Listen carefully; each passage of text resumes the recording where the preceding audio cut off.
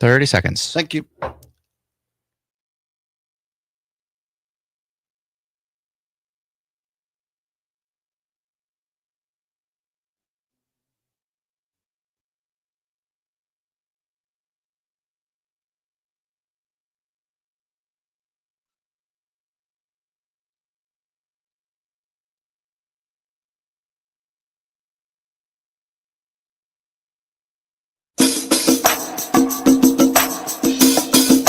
From the Civic Media World Headquarters in Madison, Wisconsin, it's the Todd Allbaugh Show.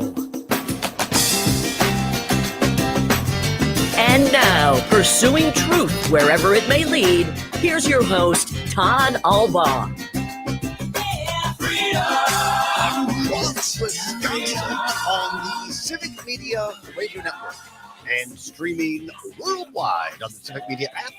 Good afternoon, everybody. Todd Allbaugh, along with Mr. Aaron Zommers, our producer and engineer on the board. It is 6 minutes past the hour of 3 o'clock. Pardon me, on 2 o'clock. I'll get it right yet. On this Thursday, November 13th, 2025, it is a great day to be a Wisconsinite. Welcome in, everybody, to the world headquarters of Civic Media at the intersection of State and Fairchild on a bit of an overcast day as ours. A little bit, but it is a nice temperature. It is a nice temperature indeed. Let's take a look at the old Sam Davidson street cam. Look at that. Beautiful fall day. The tree we've been watching here on State Street, Zommers, for those watching on the stream, Facebook, YouTube, what used to be Twitter, the leaves are falling. They're finally letting go of its leaves. It's that time of year. Changes in the air. Should make a time lapse of that tree on the Sam Davidson street cam for every day. Absolutely. Beautiful day here in Madison, like Zommers said, fall. Fall is good. Hopefully, whatever you're doing across the state of Wisconsin, get out, enjoy the weather, by the way. Today, tomorrow, Saturday as well, going to be near 60 and then back into the 40s. So if you have those few things outside that you didn't get done yet, winterize around the house, get them done this weekend. Yeah, if you got to put up, it's too early for Christmas lights. But we were talking to somebody the other day. You can put them up this weekend while it's warm. Just don't turn them on until after Thanksgiving, please. Right, exactly. Don't turn them on until, at least that's what I think. Wait till after Thanksgiving for the Christmas things. Yeah, absolutely. Let's see. Len in Madison checking in already on the old text line. America will feel very relieved when Trump's presidency is passed. I hope they'll remember to flush twice. Now, that's quite a way to start the show, Len. All right. Thank you very much for texting that in. Hope you join us here for the show. Coming up at hour 2, a Wisconsin fun fact. Also coming up, what's worse today, and your phone calls. You, the listeners across Wisconsin, are our guests today. No scheduled guests for today. So call in, participate as we go throughout the show today, 855-752-4842, 855-752-4842. Now, Zommers, I want to do my phone. Here it is. I've already talked to Zommers about this before the show. We may be having a special phone caller, Zommers. We may. I hope so. The chances are low, but hey, you never know. Zero. But not zero. Lightning could strike. So, and many thanks to Tony Zimmerman, our great technician on the video side. Well, audio too. What would you say? IT. Social media. Thank you. Social media. Tony alerted me to this earlier this afternoon because Derek Van Orton, Republican in the 3rd Congressional District, tweeted at former Secretary of Transportation Pete Buttigieg. Now, you may remember here a couple of days ago, Trump was trolling, as they say, Pete Buttigieg, former Secretary of Transportation under Joe Biden. Said, quote, "We had a guy named Boot Edge. They say it's best that way. Just say 2 edges, like off the edge of a cliff," which is where they were taking us, by the way. Trying to make fun of his name and then saying that Buttigieg didn't do anything, which of course we know in the Biden administration that Pete Buttigieg probably got the most successful part of the Biden administration done, which was the infrastructure transportation bill. We were up at Superior last year when they announced the funds for the reconstruction of the Blatnick Bridge from Superior to Duluth, Minnesota. And so Buttigieg sees this on Twitter, and he tweets back and says, "Just getting dinner on the table for the kiddos." We'll deal with this later. To which Derek Van Orden says, see you in La Crosse, pothole Pete. Which I don't. I thought they were Scott holes. Right? To which Buttigieg today tweets back and says, I'd be honored to join, especially, I'd be honored for you to join, especially since it would be your first time actually facing your constituents in a town hall. Look forward to hearing you explain your votes to kick Wisconsinites off health care, raise premiums, increase electric bills, and add to the deficit. Now, I thought that was great. And so Tony said in the internal chat, he said, Todd, Maggie, I hope one of you guys talk about this today. So I took to Twitter right away on Tony's advice. And I said, pull this up here. Hey, Secretary at Pete Buttigieg. You have to use the @ sign to tag somebody on Twitter. Hey, Secretary Buttigieg, I'd be honored to help facilitate. I grew up on the 3rd. Former Congressman Steve Gunderson was a mentor. We've invited Congressman Derek Van Orden on our daily statewide Allbaugh show for the Civic Media Radio Network to no avail. We'd love to host you, Chasten, that's his husband, and the kids in Wisconsin. Feel free to call into the show anytime between 2 and 4 Central Time, Monday through Friday. And I give the number 855-752-4842. So again, low chance, but not zero. Low chance that Secretary Buttigieg calls in, but not zero. How about that? So I think this is great that former Secretary Buttigieg is calling Derek Van Orden out and saying, hey, I'll come to Wisconsin. I'll go to La Crosse with you. Because as we know, Derek Van Orden, other than going to planned events where he invites people in by invitation only, he hasn't held a true town hall in quite some time. Well, he did a virtual one, I think, but he didn't really take questions. So it might as well have been a invite only. Exactly right. On the other hand, Democratic Congressman Mark Pocan has gone out to the 3rd. He represents the 2nd here in the Madison area and the surrounding counties. But Mark Pocan has gone out to the 3rd and held town halls for the public in the 3rd.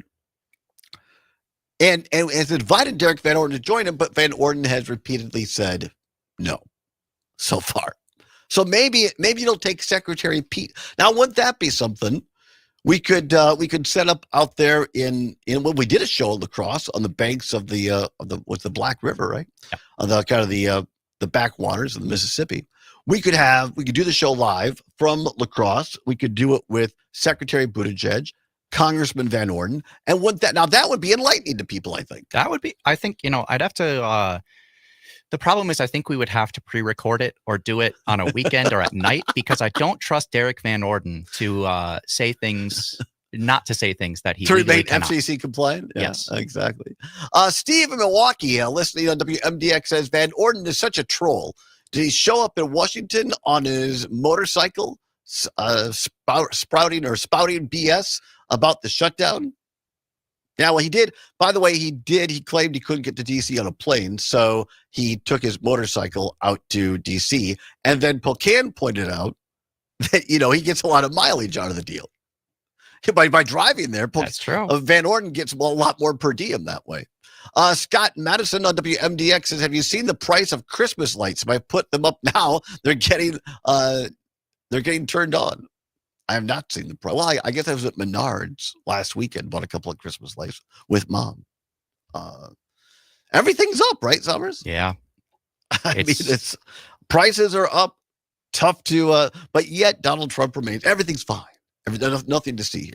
What do you think about this? Should we have an on-location show with Pete Buttigieg and Derek Van Orden? 855-752-4842, 855-752-4842. You can text us on the old Civic Media app. No better place to find us than the Civic Media app. Download it today to your Apple or Android device. Simply go to the App Store, type in Civic, C-I-V-I-C, Media.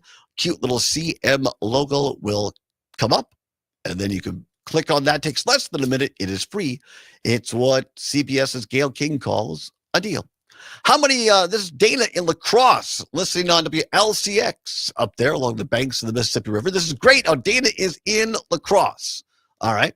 It says, how many Republican politicians, if they found Trump having sex with their 13-year-old daughter or granddaughter and Trump ordered them to, quote, get out and close the door, would apologize and immediately leave? I guarantee you the number is zero. Or is not zero. Or is not zero. Thank you. I got to get those new glasses. That, of course, is referencing these Epstein files, which, of course, we talked about this as it broke yesterday during our show. And now overnight, more of these emails are coming out, and they're ridiculously disgusting. And of course, we have to preface it by saying all of this is alleged, quote unquote. But I think anybody with a Wisconsinite brain would look at what we do know so far, the evidence that we do know, and say pretty unlikely that Donald Trump was not involved in some of these worse things. What else do you have, Summers, for us? You said you could summarize something? No, that was that text. All right, very good. Cindy in Appleton, listening on WISS out of beautiful Oshkosh by gosh. Cindy says, yes, have the town hall with Derek Van Orden and Pete Buttigieg. All right. If he does call today, we'll ask him. Wouldn't that be great? Andrew, listening in Waukesha on WAUK Waukesha, Milwaukee. I would love to hear that talk. Also, eggs are down a little bit.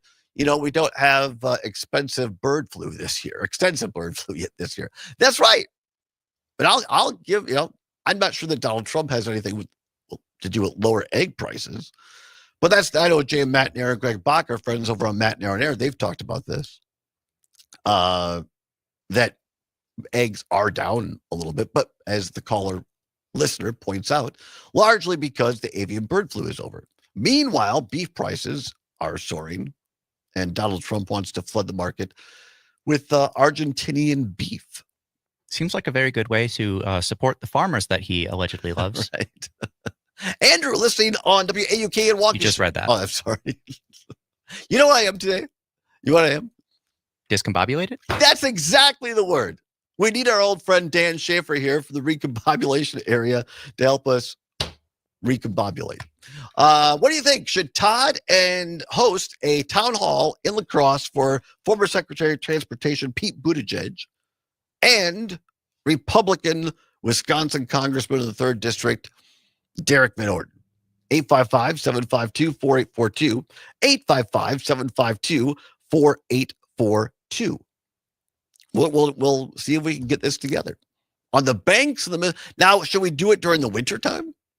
I have heaters. That is true. And you got your heated jacket. I have my heated vest from the old Birkebeiner. But does Pete? I'm sure Pete, because he's an outdoors guy. He's an Army veteran, for goodness sake. Has been deployed overseas in war zones, commanded troops. Pete Buttigieg knows what to do outside. I forgot about that for a moment. Yeah, I have no doubt that he'd be prepared. He would absolutely be prepared. He is the one guest that I've wanted to get on the show for quite a while. Pete Buttigieg. We tried to get him on during the Democratic National Convention last year, but he's a busy guy. There was a lot going on. There was a lot going on. Chris in Blue River, host of Saturdays with Simo. Tune him in every Saturday afternoon on WRCO in Richland Center, the old home station. If you're not in the Southwest Wisconsin, you can dial them up via the Civic Media app, which we mentioned before. Simply open it up, go down to WRCO, click on that every Saturday afternoon. Better music and a better host you will not find. Chris in Blue River says, yes, effing yes, have Buttigieg and Derek Van Orden in La Crosse. All right, come on back. More after this. We'll talk about Lindsey Graham says, heck yeah, he's taking $1 million. We'll explain after this. The Allbaugh Show across Wisconsin on the Civic Media Radio Network.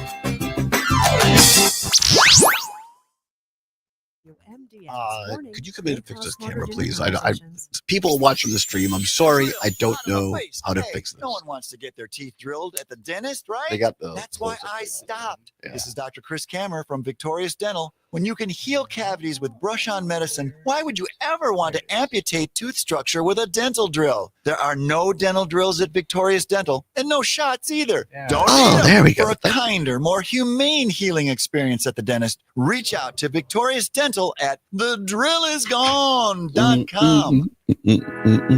I'm Dan Schaefer. Let's recombobulate. Last week, Democrats Let's notched a number of recombobulate. big victories in elections across the country. And while Wisconsin did not have an election on November 4th of this year, these results can tell us something about November 3rd of next year, the day the 2026 midterm elections will be held. While races like the one for mayor of New York City grabbed more headlines, it's the elections that happened in the Virginia House of Delegates that could tell us more about what might be coming in Wisconsin. There, Democrats went from a slight majority of 50 of 100 seats to a near Did you get that supermajority Lindsey with Graham 64 seats. clip? All right, Those cool, kinds thank of you. down-ballot results could suggest that Democrats are poised for a breakthrough.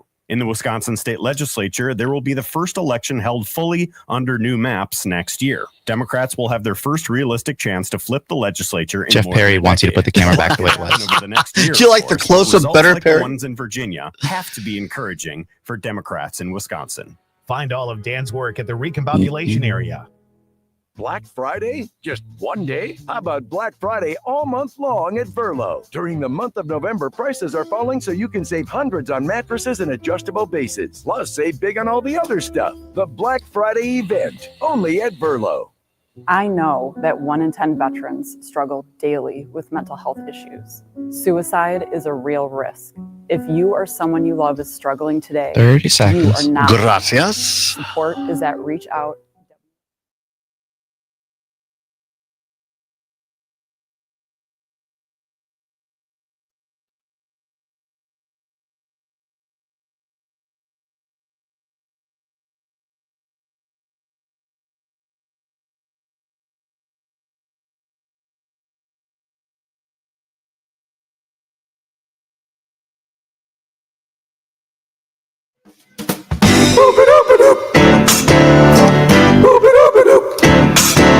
Ring, ring, ring, ring, ring, ring, ring, banana phone.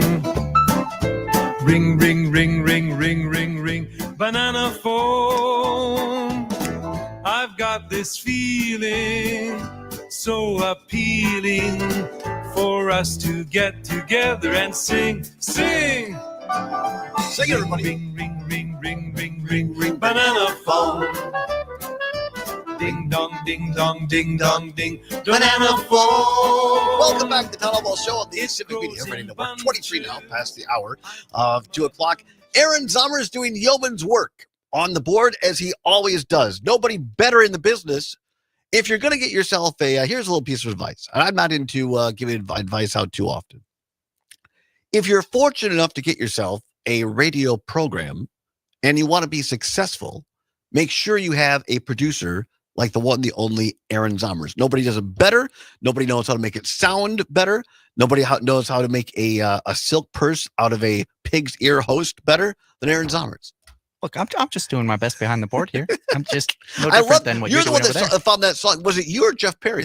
That was me with Banana Phone. And I'm just playing it here because I'm trying to manifest Pete Buttigieg calling in on the We have a phone caller. lines, Maybe which it's not him. Well, it's probably somebody equally as good. The question we posed today up front here, because Derek Van Orton is Republican congressman of the 3rd Congressional District, is trolling former Secretary of Transportation Pete Buttigieg about coming to Wisconsin and saying that he called him Pothole Pete. And of course, one of the most successful parts of the Biden administration was the infrastructure bill, right? And so, how can you call him Pothole Pete right here in Wisconsin? $1 billion, I think, to replace the Blatnick Bridge in Superior. And so Pete Buttigieg on Twitter said, sure, heck yeah, I'll come out to La Crosse, Congressman Van Orden. It'll probably be the first time that people have seen you in a town hall, which is true. And so I said, hey, we'll be happy to facilitate this. And we invited former Secretary Buttigieg to give us a call. We sent him the number. We'll see. If you'd like to call, 855-752-4842, 855-752-4842, help us to make this happen. bring Pete Buttigieg and Derek Van Orton together in La Crosse. Let's go to the phone lines. 855-752-4842. 855-752-4842.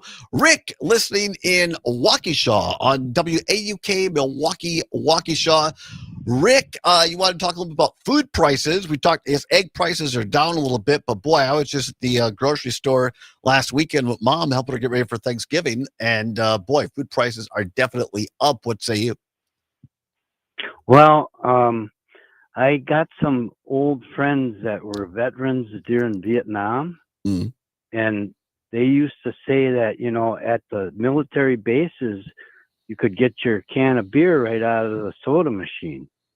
Really? And, I did not know that. I'm wondering because Mitch McConaughey is complaining. Oh. Yeah. Wouldn't that be something that was Mitch McConaughey? But go ahead.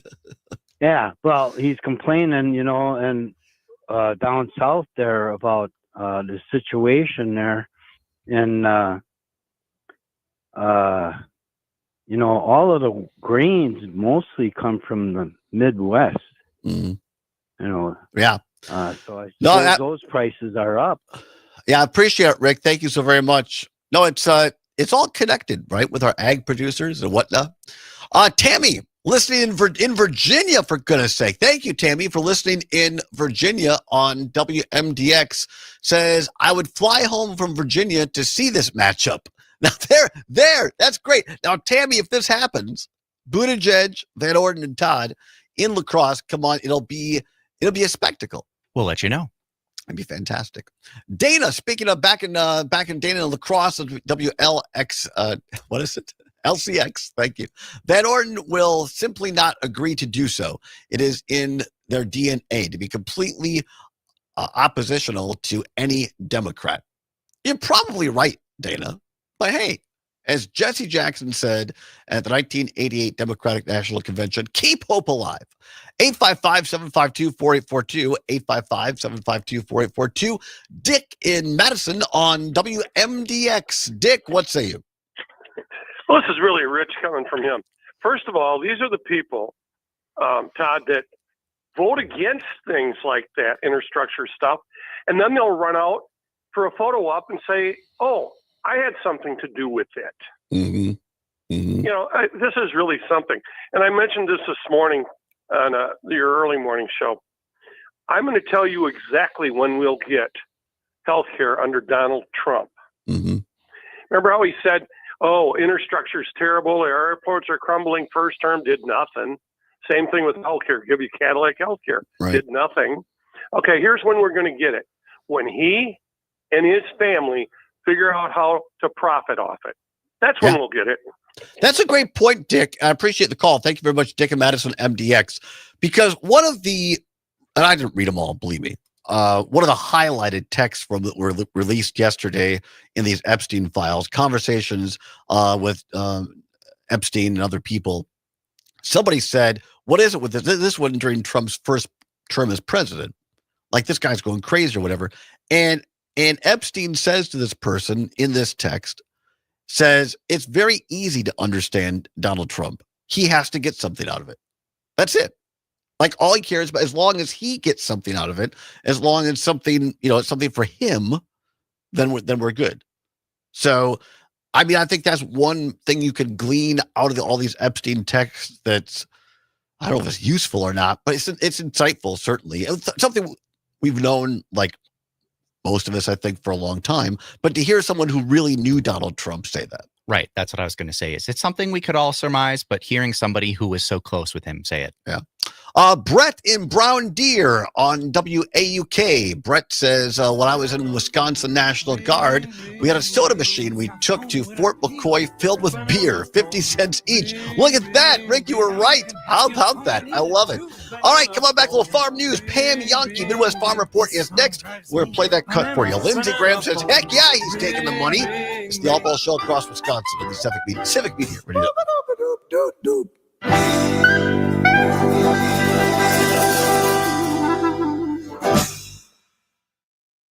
7 WMDX, almost as addictive as your group chat.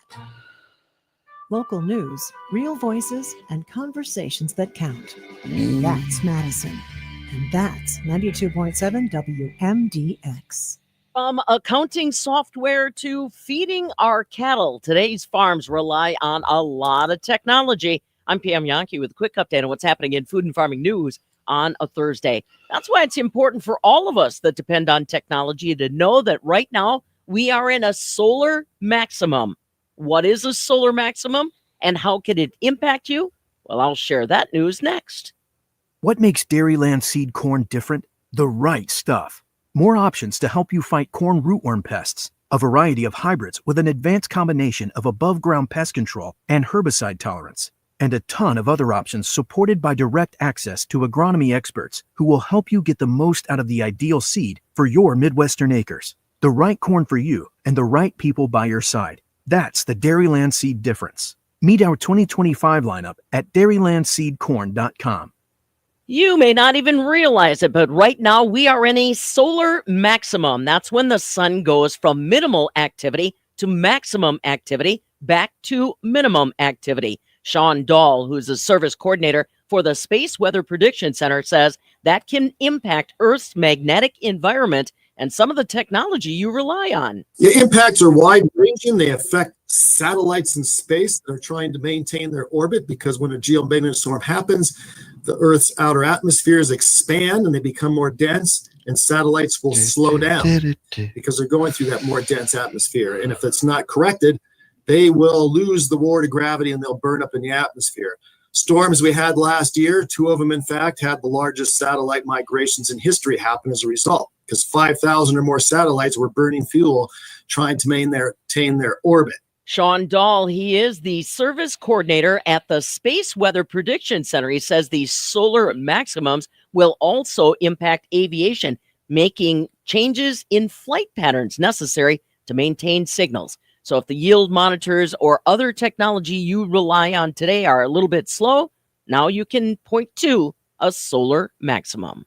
You can't do the same thing and expect different results. So here's some advice. Change the seed and you'll change the game. Zitavo soybean seed is the seed you've always wanted. It's been tested again and again, going through at least 12 quality control protocols because 11 wasn't enough. All to ensure that you get consistent performance from every seed that can pay off with better soybean yield. Zitavo soybean seed is ready to raise the bar for soybeans. Are you? Learn more at xitavosoybeanseed.com. Always read and follow label directions.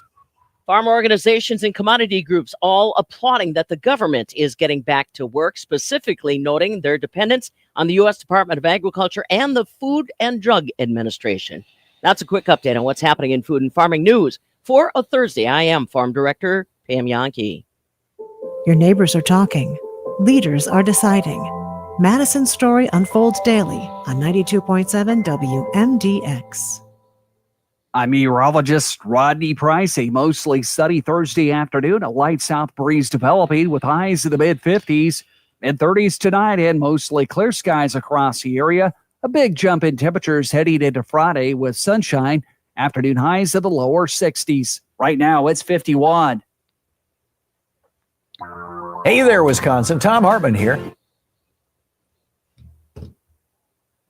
Every weekday right here on Civic Media for the Tom Hartman program from 11 a.m. to 2 p.m. Covering the news of the day and sharing ways for you to get off the sidelines and get active in your community because change starts with you. Get involved and tune in to the Tom Hartman program Monday through Friday from 11 a.m. to 2 p.m. right here on your local Civic Media radio station. When it comes to vaping, the truth can get clouded. So let's make it clear. Vaping is not safe for youth. Because vaping can put microscopic particles into your lungs. And dangerous things like metals into your body. And nicotine, which can harm a person's brain development through their mid-20s. 30 seconds. Appealing flavors, high nicotine levels, and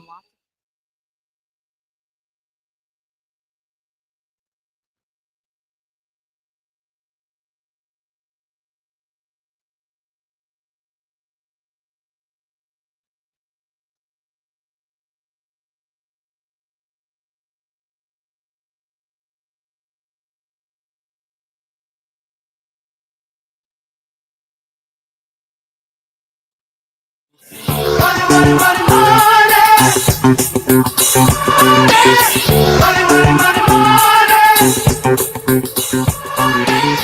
back to the Todd Allbaugh Show on the Civic Media Radio Network. 35 minutes now past the hour of 2 o'clock on this Thursday, November 12th, 2025. Zommer is on the board, always on cue with the music. I can't help those, Zommer. Every time I hear that song, it is a good song, but it was the theme song for The Apprentice. Well, that's fitting for this right, topic. Right, exactly right. So we talked about this yesterday with our friends Trygve Olsen of the Lincoln Project and Pat Kreitlow of Mornings with Pat Kreitlow. Every morning from 6 until 9, by the way, on the Civic Media Radio Network.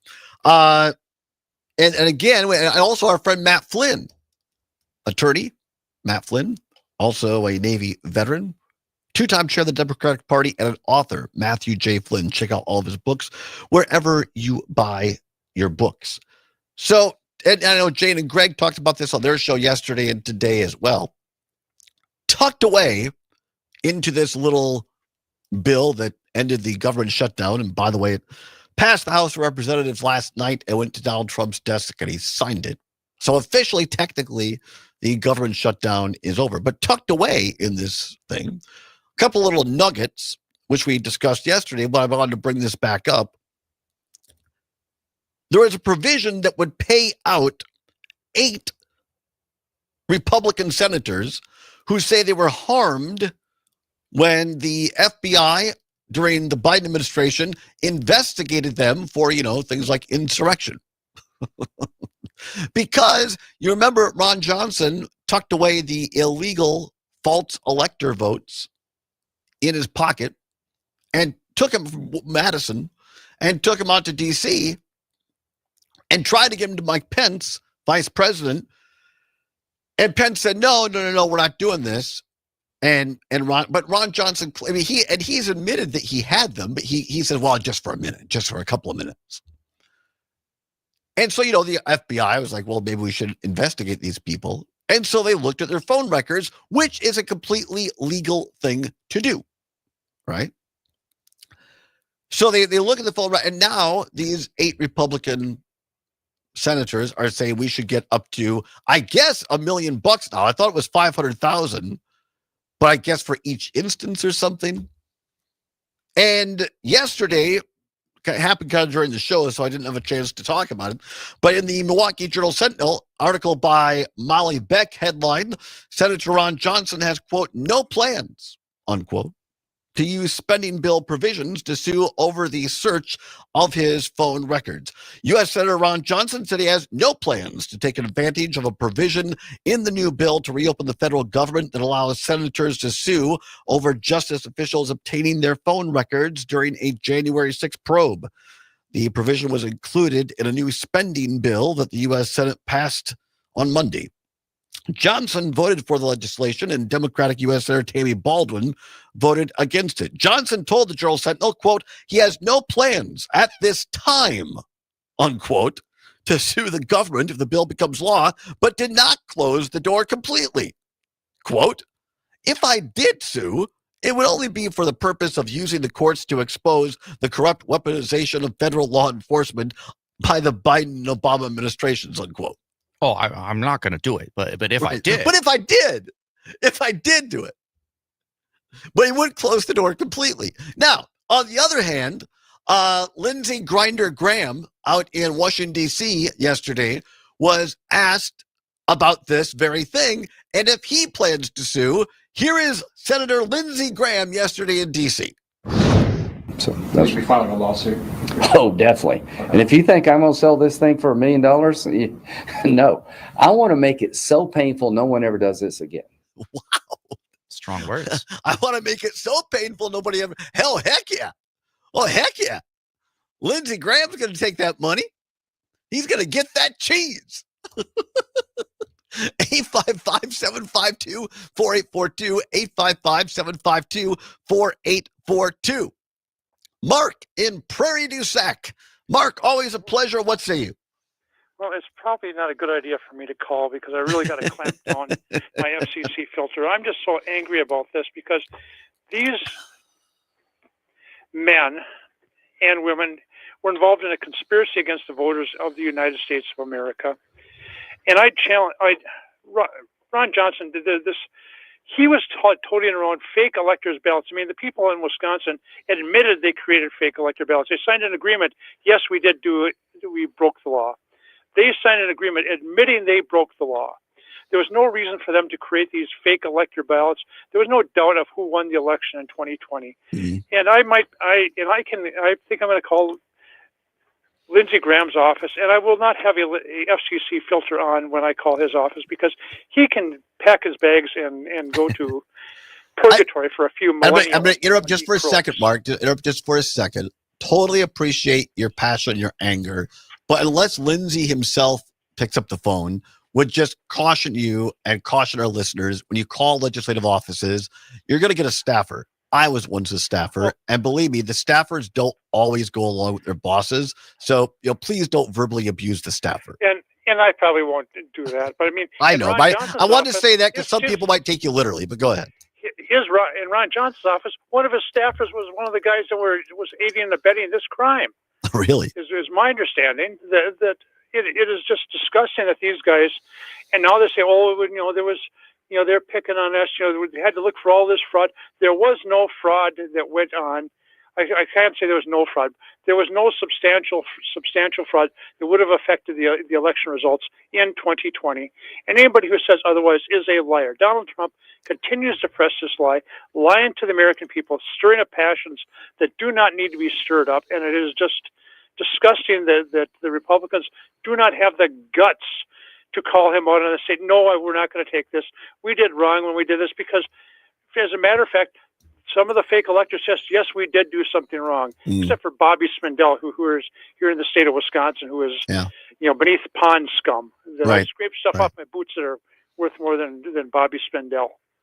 Yeah, I appreciate the call, Mark. Appreciate the passion. You bring up a lot of great history there. And I do think what Mark said is important in terms of we can't forget these things, right? It's important not to just gloss over that there was an attempt by people here in Wisconsin, amongst my former party, the Republican Party, which I left in 2011, to overthrow the election. And the people that Mark mentioned were a part of it. And Ron Johnson was a part of it. He was willing. I mean, a U.S. senator, even somebody in your own party would say, all right, guys, gals, I understand you're upset about the loss here, but we have to think about what we're doing. But instead of that, Ron Johnson said, all right, I'll deliver him. I'll take him up there. I mean, I wouldn't be able to, I would probably get pulled aside by TSA if I was doing that, because I'd be sweating so bad and so nervous they'd think I was, a terrorist or something, because I'd feel sick to my stomach. I would have never, I guess, at the end of the day, I would not have even taken the votes anyway. But I'm just saying, I don't know how someone can stand themselves willingly participating in trying to overthrow a presidential election like Ron Johnson allegedly did. It's beyond the pale. Yeah, it really is. Roger in Stevens Point, beautiful Stevens Point, listening on our great station, WFHR. Zommers turned 85 this year. No better folks in radio you will find than our great people at WFHR. Roger in Stevens Point says, I highly object to Lindsey Graham's and other senators' money grab. The only harm he suffered was at his own choice because he pledged loyalty to Donald Trump. Well said. Appreciate the call, Roger. 855-752-4842. 855-752-4842. What do you think about this? Not only senators like Lindsey Graham and Ron Johnson in Wisconsin getting up to a $500,000, well, I guess maybe up to $1 million now if you listen to Lindsey Graham payout, because they allegedly participated. There was clear evidence, at least in Ron Johnson's case, of participating in the basically overthrowing of the U.S. government to throw the U.S. election. Now add on to that, we touched on this yesterday, Jane and Greg did this morning as well. The other provision that was tucked away, the hemp And I think I may have misspoken a little bit. I think maybe one of our callers corrected me a little bit because this is all breaking and very fluid yesterday. I said that this provision essentially outlawed hemp production, like for rope and clothing and things like that. Maybe Zommers, you yourself said it goes a step further.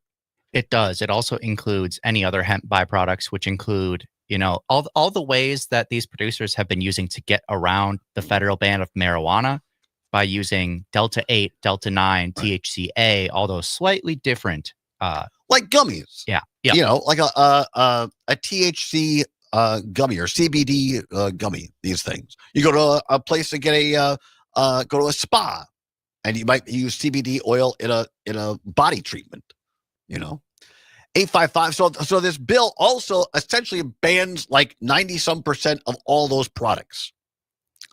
And that was signed into law, and now it's going to be up to a year before it's enforced. So there's a year to try to correct it, but who knows if it will. 855-752-4842. We go to Eau Claire, WCFW The Tap, one of our favorite callers and listeners. We appreciate you, Gene in Eau Claire. Gene, what say you? Well, I appreciate you guys. You do an outstanding job. So there's a mutual like there. I love it. Appreciate it.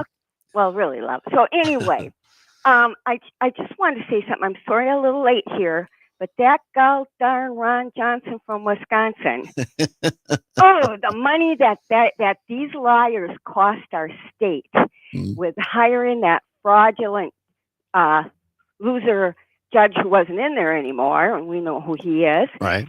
And, this is just ludicrous, and it ticks me off. So now you get paid for aiding and abetting a crime, and what a deal. Yeah. Oh, man, how profitable is that? You know what, though? I can't wait till those gall darn Epstein files come out when Mr. Holy himself who puts his name on the gall dang Bible and all the stuff he's done. I can't wait, guys.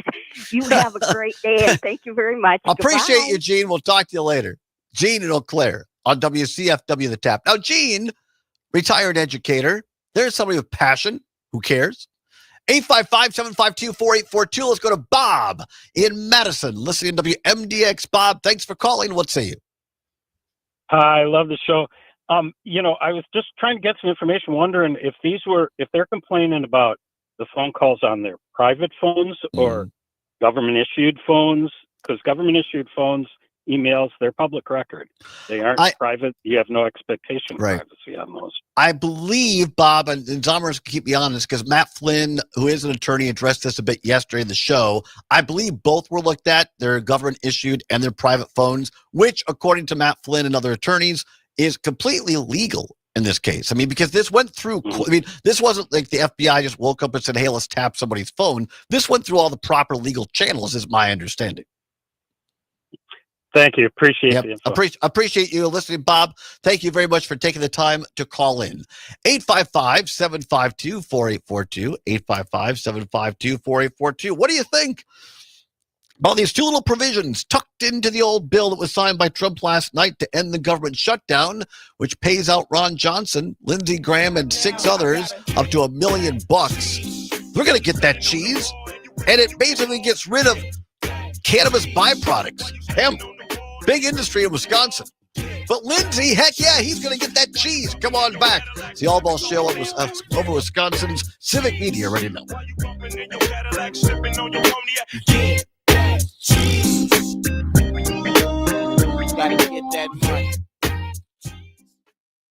You're listening to 92.7 WMDX, Madison's home for the Maggie Dawn Show, Monday through Friday from 4 to 6 p.m. Find what you love, love what you find. A total wine and more. There's so much waiting for you. Spirits and beer, thousands of wines. Jeff Perry says, can I pitch a new character for Todd? Mitch McConaughey. All right. Now that would be a good ongoing recurring segment. Mitch McConaughey. You're listening to the American Democracy Minute, keeping your government by and for the people. Mail-in ballots are increasingly popular with voters, but when the U.S. Postal Service doesn't deliver an otherwise eligible mail-in ballot in time by no fault of the voter, should it be counted? The U.S. Supreme Court just accepted a case which could potentially disenfranchise those voters. Watson versus Republican National Committee tests whether a voter officially casts a mail ballot when it's postmarked. I have not or yet when found received whether by it's elected personal officials. government phones or both, Three-judge but Fifth according Circuit to the Court of FBI document, the agency several collected previous cases to the contrary, said limited Congress toll records, stipulates which a includes single day information for the like election, which and numbers ballots cast participated in a after call that and day how it don't lasted, count. but not It like struck down a recordings. I thought, Mississippi law allowing yeah, I think eligible Matt mail-in said that it ballots was legal to do postmarked both. on or Yeah. before Election Day to be counted up to 5 days after Election Day.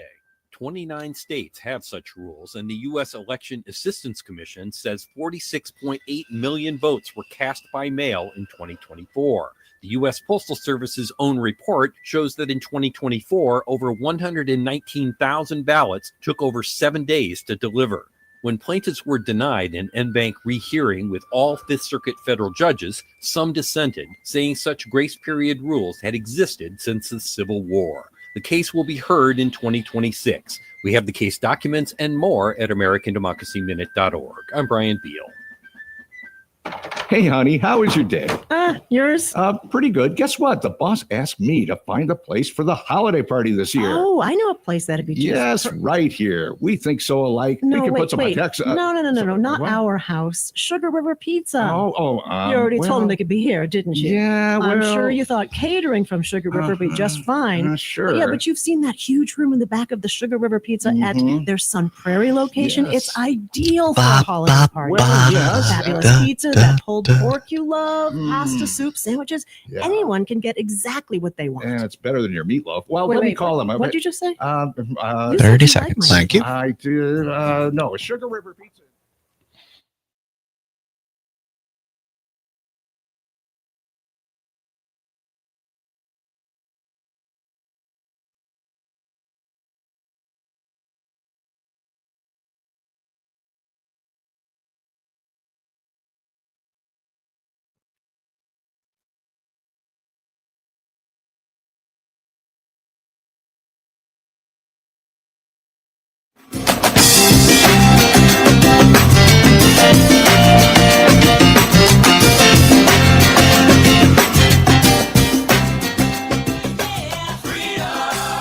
Across Wisconsin on a Thursday at 8 minutes before the hour of 3 o'clock is the Allbaugh Show along with Mr. Aaron Zommers on the Civic Media Radio Network.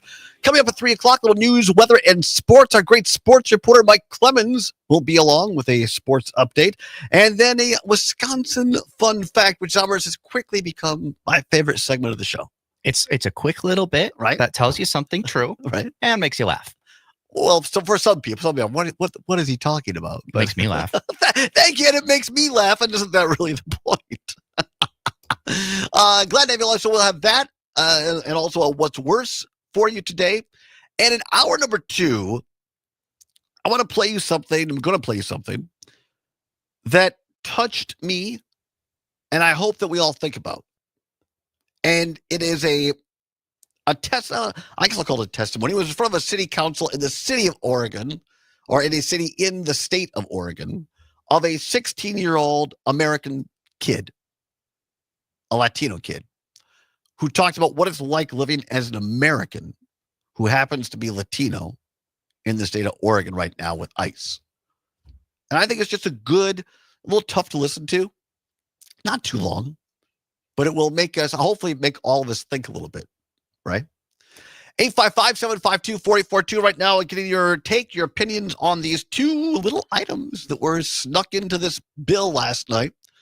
Passed by the House after the Senate passed it a couple days before, signed by Trump, ends the government shutdown, but pays out Ron Johnson and guys like Lindsey Graham, these 8 Republican senators who allegedly participated at some level in the attempted insurrection of January 6th, lets them get up to $1 million of taxpayer money. Also, the hemp industry essentially gone after next year. Yes, Summers. The thing that disturbs me most about this is the 8 Democrats who signed on to it. They are admitting that either A, They didn't do their jobs and didn't read it, and weren't even, didn't even take the time to run it through AI and say, what are the main points of this? Yeah. Just didn't read it at all. Or B, they're in on it. Yeah. Those are the only two options. I agree on you. I agree with that. 855-752-4842. Matt in Middleton on WMDX. Matt, thanks for calling in. What say you? Hey, Todd, thanks for what you do. I think this is the authoritarian that often brings in people to break laws and do things that are wrong and most people don't want them to do.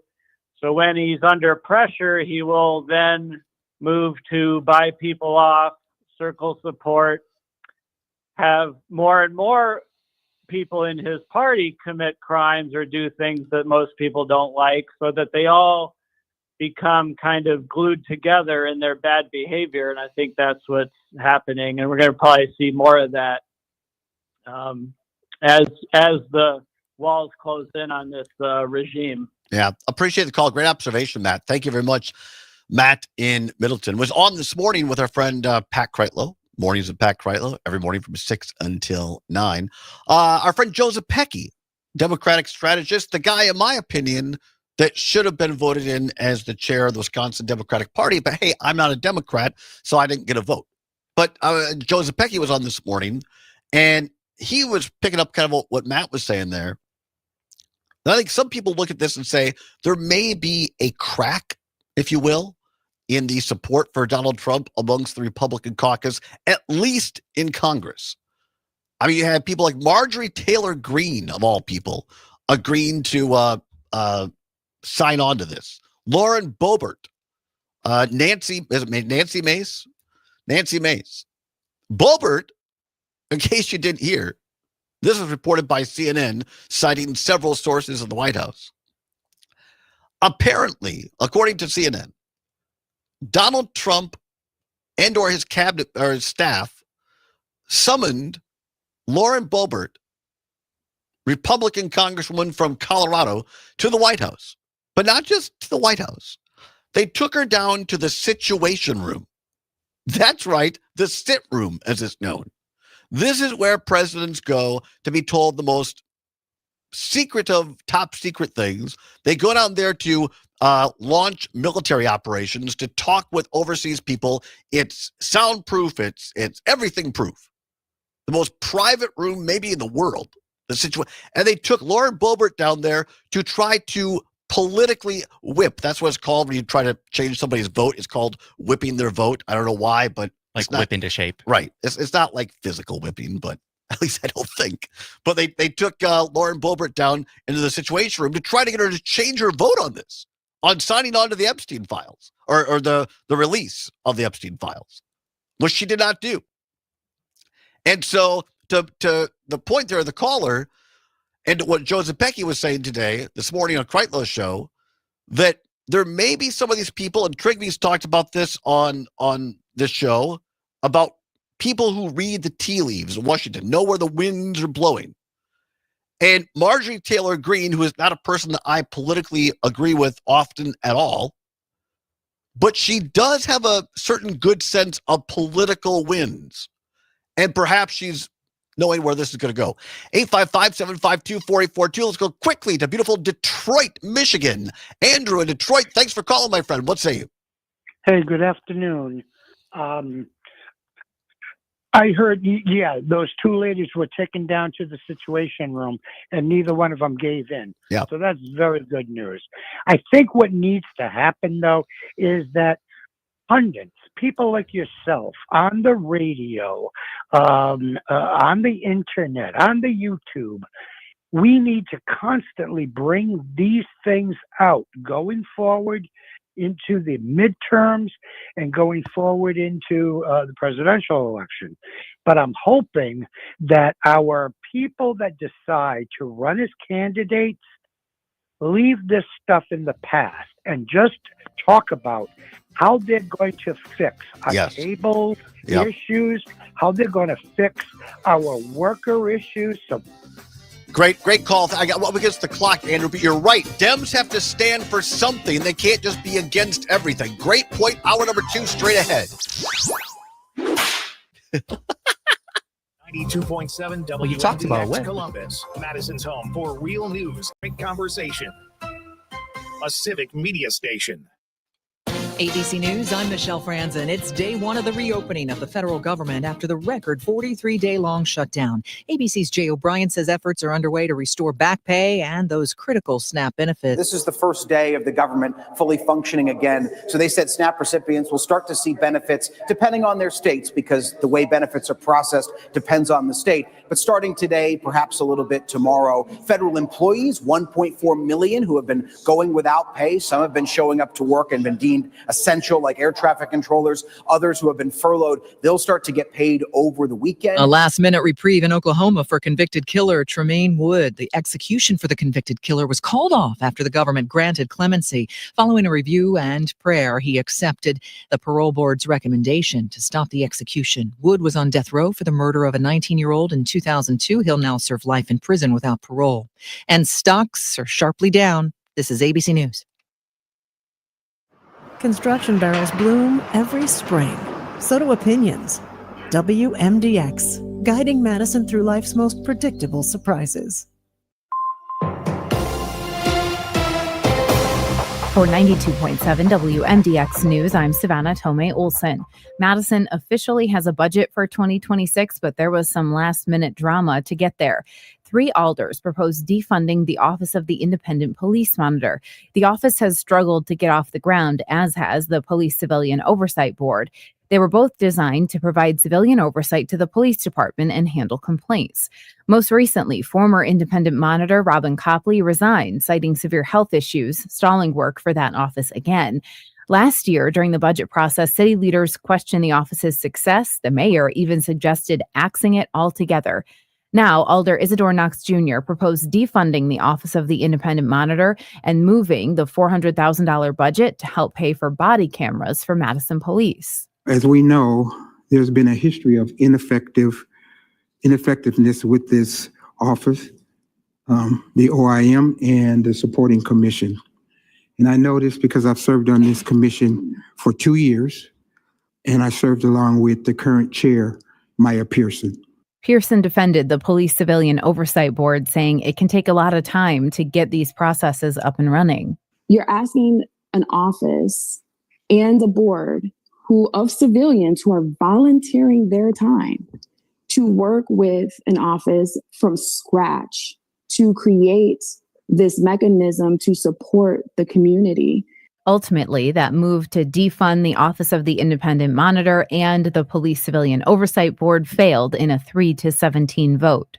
Alders passed the 2026 city budget to the tune of $453 million. It includes money to go toward the new men's homeless shelter, staff at the Imagination Center, and 9 new paramedics. I'm Savannah Tomei Olson, 92.7 WMDX News.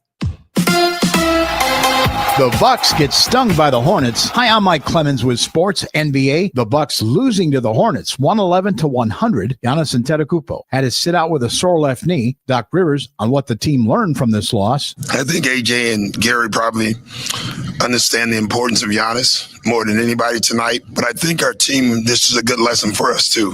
I think we could see a lot of things that we could have done better. College hoops, Marquette defeated Little Rock by 40 points, 89-49. NFL, Packers head coach Matt LaFleur says Sean Ryan will move from right guard to center when they face the New York Giants Sunday. Elton Jenkins done for the season with a fractured fibula. The Giants have named Jameis Winston as their starting quarterback. We finally made it, huh? We finally made it. What was your reaction when you got the news? I was just grateful that I had this amazing opportunity. I get to be the starting quarterback for the New York Giants for this week. That's the Giants' Jameis Winston with Sports. I'm Mike Clemens. From the Capitol to your kitchen table, Madison's biggest stories live right here on 92.7 WMDX.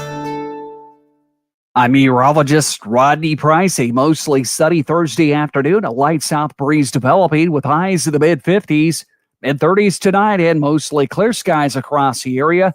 A big jump in temperatures heading into Friday with sunshine, afternoon highs in the lower 60s. Right now, it's 51. where working people come to talk. Excuse me. It's the Rick Smith Show, weeknights at 9 on the Civic Media Radio Network. Join me for an honest approach to the issues American working families care about. No talking points, no focus groups. Get ready for a heavy dose of democracy, fairness, grit, and no apologies. It's current affairs from a working class labor perspective. Facts are center, science is real, and everyone gets a seat at the table. The Rick Smith Show, weeknights at 9 on the Civic Media Radio Network. Drivers, Austin Cindric here. As a NASCAR Cup Series driver of the number 2 Discount Tire Ford Mustang, there's a few rules of the road I like to tell my family and friends. Tire pressure is critical to safety because underinflated tires are more likely to fail. Plus, properly inflated tires will give you better gas mileage. Make sure to check your tire pressure at least once a month or stop by a local tire retailer for an air check. A message from the U.S. Tire Manufacturers Association. Pete Schwaba. On the next Nightlight, John and Gordy from the WMDX Morning Show are staying up late. Seconds. Gracias.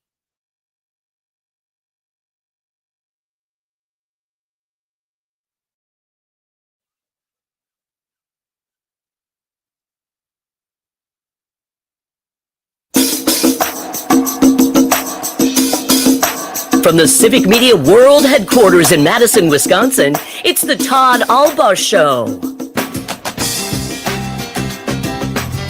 And now, pursuing truth wherever it may lead, here's your host, Todd Allbaugh. On the Civic Media Radio Network and streaming worldwide on the Civic Media app. Good afternoon, everybody. Todd Allbaugh, along with Mr. Aaron Summers, our producer and engineer. It is 6 minutes past the hour of 3 o'clock.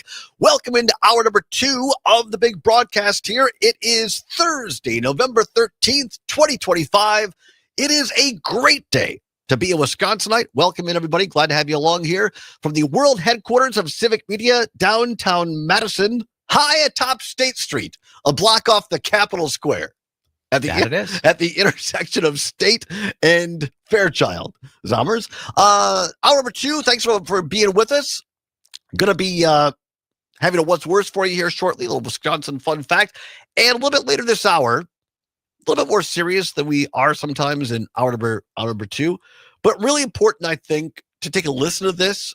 This was posted a couple days ago. And I'm not exactly sure what town it was in the state of Oregon, but a 16-year-old Latino kid who he's an American citizen, and he went to a city council and he testified what it's like being a Latino kid in the current conditions under the Trump administration in Oregon. And I think this is repeated, unfortunately, all across the country right now. So I want to take a listen to that and then get some other information as well from you, your opinions on it, I guess. Zommers, let's take a look at the old Sam Davidson street cam on State Street right now. Beautiful fall day. Gonna be nice weather next couple of days for fall, and then back down into the 40s by next week. Look at cars going by, a skateboarder. See lots of great skateboarders downtown Madison. Beautiful. Get out there and enjoy the weather if you can. All right, it is coming up on 8 minutes. And by the way, tomorrow on the show, I believe our old friend Peter Rapine, managing editor of E-Bombs World, is going to stop by. We weren't sure if that was going to happen, but is it? I believe it is. Excellent. Yes. And tomorrow happens to be our 3rd anniversary. Yes, it does. We've made it 3 years. How about that? So looking forward to celebrating that with all of you. So be here. It'll be our 3rd anniversary show. It'll be a special show too. And in the words of Andy Spees, my old teacher from, not old, but my former teacher from 7th grade algebra, it's always good to pause and reflect. So tomorrow, on our 3rd anniversary of the show, we will pause and reflect. Please join us. It'll be great to have you along. All right, it is 9 minutes past the hour of 3 o'clock. Time once again for another Wisconsin fun fact. Oh, Wisconsin, land of beauty, with your hillsides and your plains, with your jack pine and your birch tree, This is the official Wisconsin ballad. and your oak of a mighty friend. Wisconsin fun fact for November 13th. All right, on this day, on November 13th, 1858, Hellman Brewery, one of Wisconsin's best-known breweries and makers of Old Style, and was established by John Gund and Gottlieb Heilemann. When I say Hellman, like mayonnaise, I messed that up already. It's Heilemann Brewery, Todd. Sorry. I need new glasses. Heilemann Brewery, one of Wisconsin's best-known breweries and makers of Old Style, was established by John Gund and Gottlieb Heilemann. We invite you to mark this occasion with us by going to the bathroom.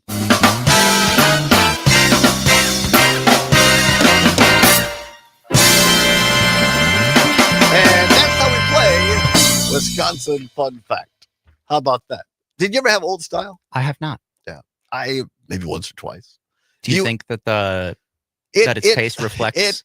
Well, I'm sure the taste, it runs as in that movie, a river runs through it. It runs right through you. Gotcha. The Old Style. It's just, I would say it's slightly maybe one step down from Pabst Blue Ribbon, which, I mean, they're fine Wisconsin beers. Don't hate them. Absolutely. I would prefer a Spotted Cow if it was up to me. All right. What is 11 now past the hour of 3 o'clock? Why don't we just go right into it today, Zommers? Time once again for What's Worse. Here we go. This or that, this or that. Then, of course, the choice is yours. You can get with this or you can get with that. Once again, time for What's Worse. Nothing to give away, no prize. Money involved is your chance to be heard on all 10 news, talk, and sports stations across the Civic Media Radio Network. All right, category timely. Timely indeed, Zommers. Perhaps never timelier than today.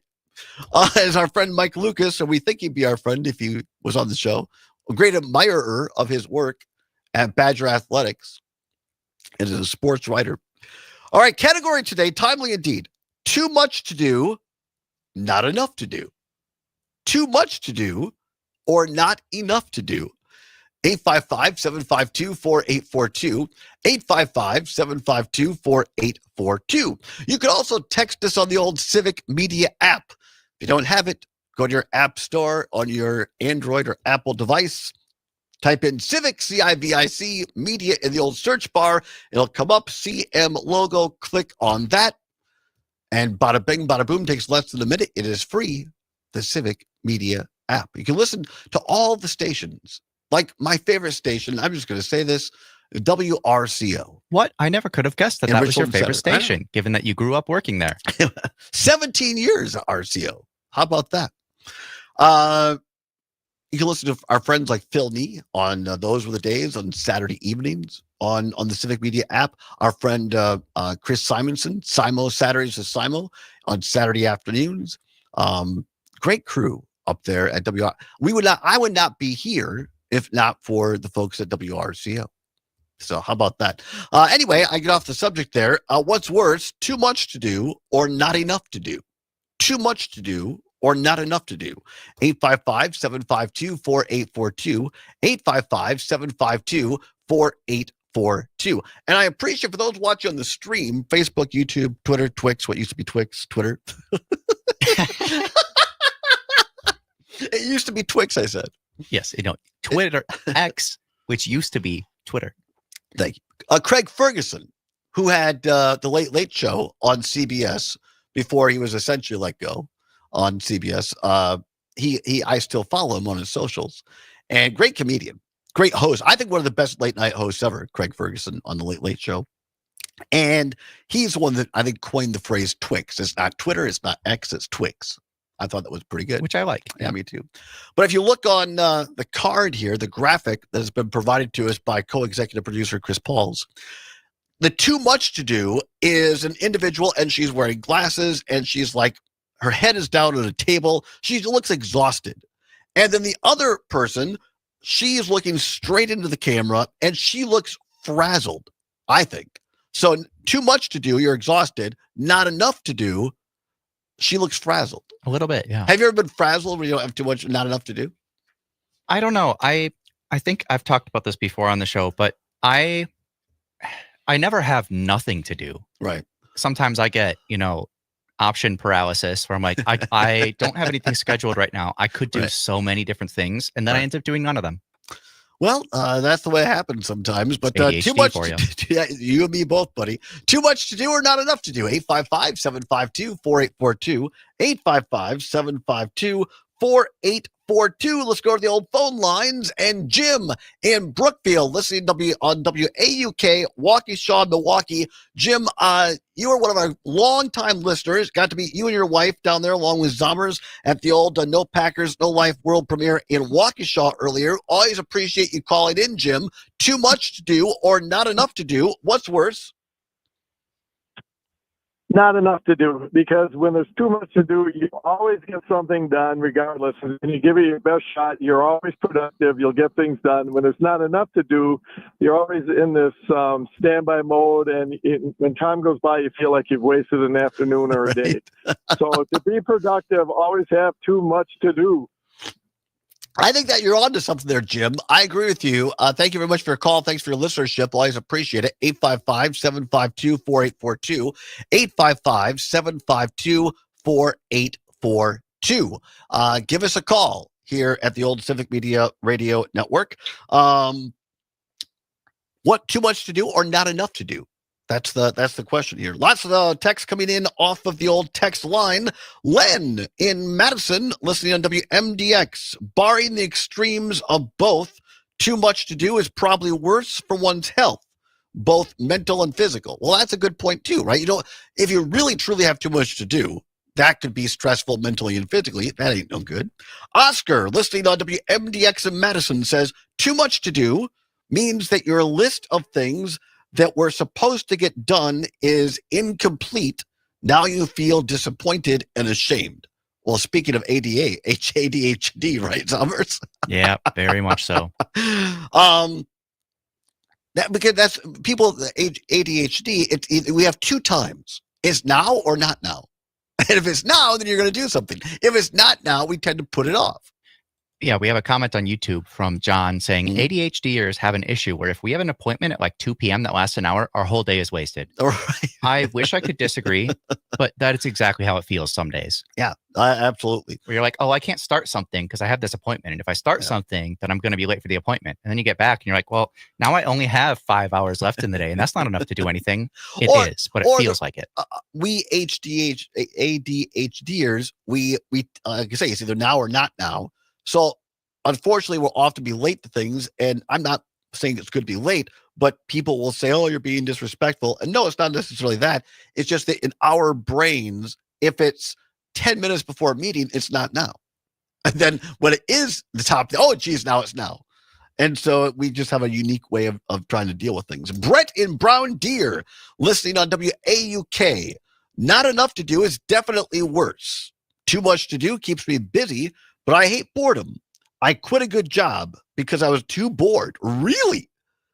I would be fascinated to know what that is. I know at least one person who's done that, yeah. Quit their job because they were too bored. To be fair, it also didn't pay that much. Well, that was going to be my next question. The one I'm thinking of, at least. I mean, I wouldn't quit a job because I was bored if I was getting paid well. Right? AJ in Madison, listening to WMDX. Too much of anything is no good.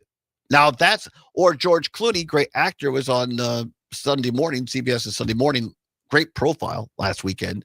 And he said, everything in moderation, including moderation. I like that. Interesting. Yeah.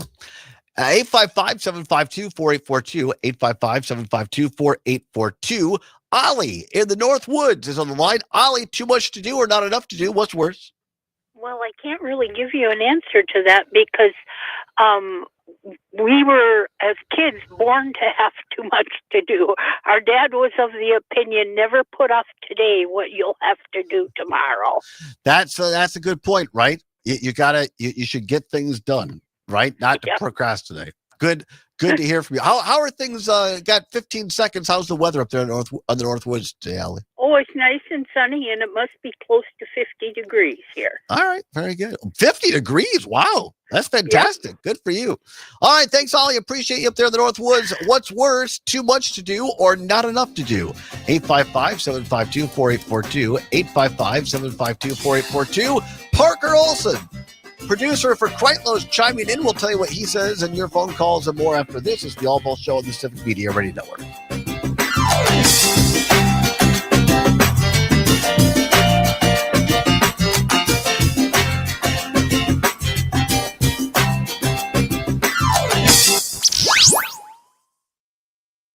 MDX, the station your car presets warned you about. Hey, Gordy, I gotta admit, these hearing aids from Madison Hearing Aid Center changed my life. Mine too, John. I thought I needed subtitles to talk to my grandkids. And these aren't those old giant clunkers we saw in the old days. It's got Bluetooth, it's rechargeable, the works. Yeah, my phone connects straight to my ears. I'm basically a cyborg now. Hey, you just figured out texting last year, too. Yeah, baby steps. But I did call Madison Hearing Aid Center, and you should too. 608-249-4077. 608-249-4077. Tell them John and Gordy sent you. Do half the residents in one rural Wisconsin county receive food stamps? Yes. About 46% of Menominee County's 4,300 residents received SNAP food aid in April, among the highest rates in the state. In March 2024, the percentage was 51%. The county is home to the Menominee Tribal Nation, and nearly 80% of residents are American Indian. SNAP is the federal food program for low-income people, formerly known as food stamps. The program cost $100 billion in 2024, or 1.5% of the federal budget. President Donald Trump's big bill is projected to remove 3.2 million people from SNAP. I'm Trisha Young for Wisconsin Watch. Fact Briefs are bite-sized fact checks of trending claims produced by Wisconsin Watch and GigaFact. Learn more at wisconsinwatch.org. At Hazelden Betty Ford, treating mental health isn't just about breaking old patterns. It's about braving new ones. As the leader in alcohol and drug treatment for 75 years, we know caring for addiction, anxiety, depression, and trauma goes hand in hand. We're here for you with new tools when life breaks down. Discover your path to better mental health at hazeldenbettyford.org/Wisconsin. Sponsored by Hazelden Betty Ford Foundation. About 25 seconds. Gracias. Black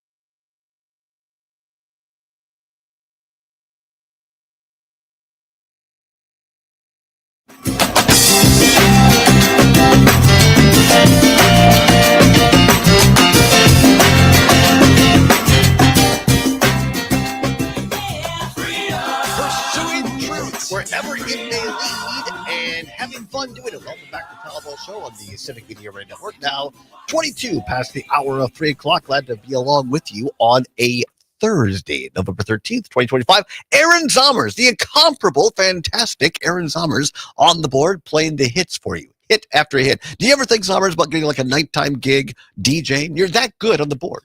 Is that so? I'm sure. I haven't really thought about it. You're very good at music knowledge. That's why one of the many things I appreciate about you. Oh, specifically that one is a song that I know about because it's the theme song for the show. Well, yes.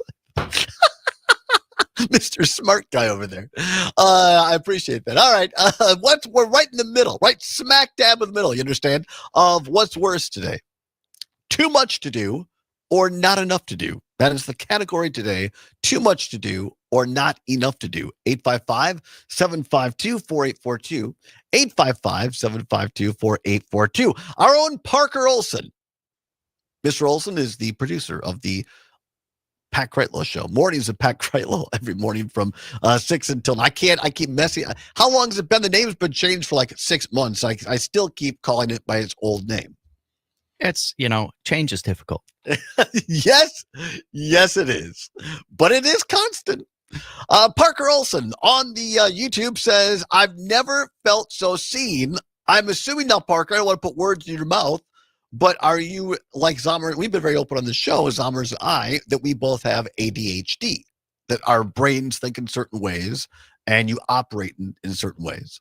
And one of those traits, people that have ADHD, is you tend to be late because in our minds, it's either now or it's not now. And so that's just the way we think subconsciously.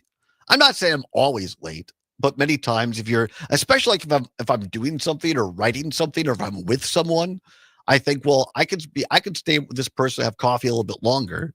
And then I'm being late for the next thing. Parker says about like a half an hour thing taking up the, I see. Repeat that, Zommers, what you said earlier. It was, that one of our other viewers on YouTube was saying that ADHDers have an issue where if we have an appointment at like 2 p.m. that lasts an hour, our whole day is wasted. Because, at least for me, you think, I have this thing. I know if I start doing a project, I'll get sucked in and be late. So I will do nothing until the appointment.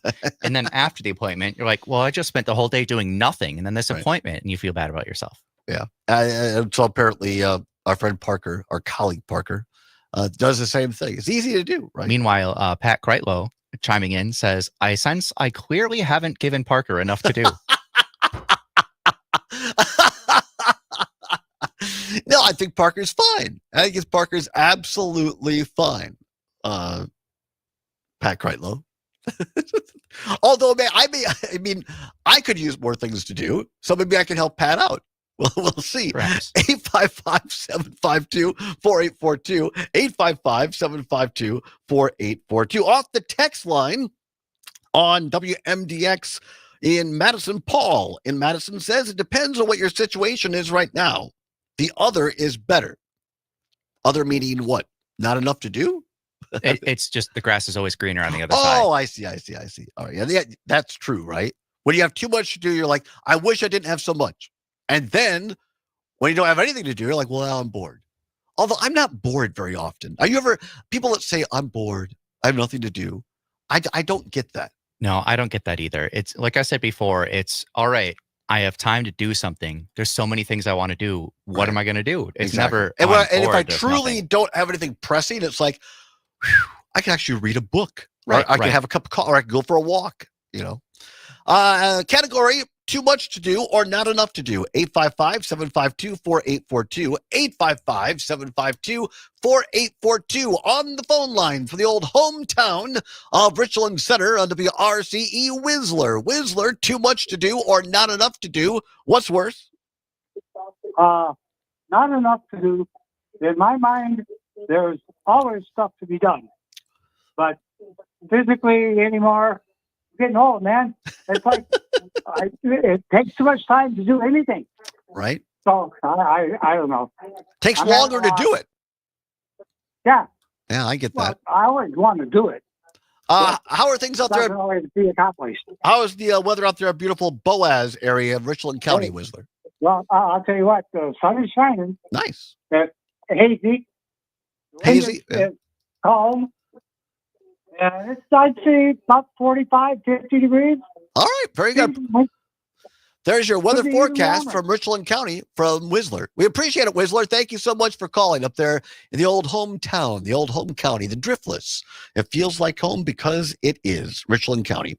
855-752-4842. 855-752-4842. Len in Madison on WMDX. This is fantastic. Says, speaking of procrastination, National Procrastination Day is always announced as yesterday. See, we meant to get to it. We meant to get to it. Yeah. We haven't missed anything on the old text line so far, Zommers. Are we all caught up? All right, Zommers, what's worse? Too much to do or not enough to do? It's difficult because not enough to do is harder to conceptualize. I think I'm going to say, I don't know. I'm going to say too much to do. Really? Just, well, I don't know. It's hard because, like I said, one of them, I'm having trouble even picturing what it would be like to have not enough to do. Right. Because even if you have a vacation or whatever, you have some time off, you have stuff you can do around the house. There's always something to do. So I don't know. I find it difficult to answer. I would say not enough to do is certainly worse. I've been blessed to do jobs by and large that I love to do, whether my time in the legislature, in the U.S. Congress, being in a radio, now my 20th year of broadcasting. Even when I'm stressed out, have a lot to do, I think, you could be doing nothing. Actually, now that I think would about be it, so great. That would now that be I think so about great. it that way, working in retail, not enough to do was pretty rough. Yeah. So I think I am going to say that I that's think worse. not enough to do is worse. I'll take a little pressure with too much to do. All right, come on back. Going to play you a a powerful cut from a young man who is an American citizen on what it's like being a Latino in America today. Farm News is next to Pam Yonke. You're listening across Wisconsin on the Civic Media Radio Network. 2.7 WMDX, helping to keep Madison weird. Local news, real voices, and conversations that count. That's Madison. And that's 92.7 WMDX. If you've been out the past couple of nights looking at the northern lights, you may have heard that they are caused by geomagnetic storms. And the reasons they have been so visible is because we are in solar maximum. But you may not know how it affects our everyday lives. I'm Ben Jarbo with the Midwest Farm Report, and Sean Dahl, the service coordinator at the Space Weather Prediction Center, is here to give a look into a couple of the ways it might affect us here on Earth. The impacts are wide-ranging. They affect satellites in space that are trying to maintain their orbit, because when a geomagnetic storm happens, the Earth's outer atmospheres expand and they become more dense, and satellites will slow down because they're going through that more dense atmosphere. And if it's not corrected, they will lose the war to gravity and they'll burn up in the atmosphere. Storms we had last year, 2 of them, in fact, had the largest satellite migrations in history happen as a result, because 5,000 or more satellites were burning fuel trying to maintain their orbit. They have aviation industry across the oceans. They will deviate flights further south. John Dahl, the service coordinator at the Space Weather Prediction Center. We'll take a look at those closing markets right after this. The Wisconsin Agribusiness Classic is Wisconsin's premier agribusiness industry event, drawing interest and participation from How's all everybody doing on the segments of stream? agribusiness Make throughout sure the those Western watching on the states. stream, Mark January 12th and make sure and 13th join us on tomorrow. their calendars Our to be at big the Colorado third Resort anniversary and show. Convention I Center in promise you, Wisconsin you Dells. will The not depths of want to coverage miss and it. exhibits So, provided during all the kinds of conference makes it clear why fun, the interesting Wisconsin things Agribusiness happening Classic tomorrow. is So Wisconsin's join us tomorrow, premier industry 2 until event. 4, For more for our information third or to register, anniversary show. visit Very thankful WIAgribusiness.org. to get 3 years. Hello, Farm First Dairy Cooperative members. Jeff Ditzenberger here, the Communications Director at Farm First. And one of the most important aspects of being a Farm First member is to make the policy that keeps your dairy business viable. You are cordially invited to attend one of our 2025 district meetings and luncheons.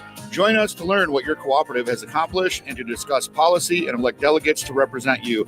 To find out more information and how to register, please go to our website at farmfirstdairycooperative.com. We'll see you soon. I'm Ben Jarbo with the Midwest Farm Report. Now let's see how the market's closed on this Thursday. Everything's moving mostly upwards, with cash corn up 6 1/4 at 441.5, and new crop corn up 3 cents at 473. Cash soybeans are up 13 1/4 at 11.47, with new crop soybeans up 6 cents at 11.21 3/4.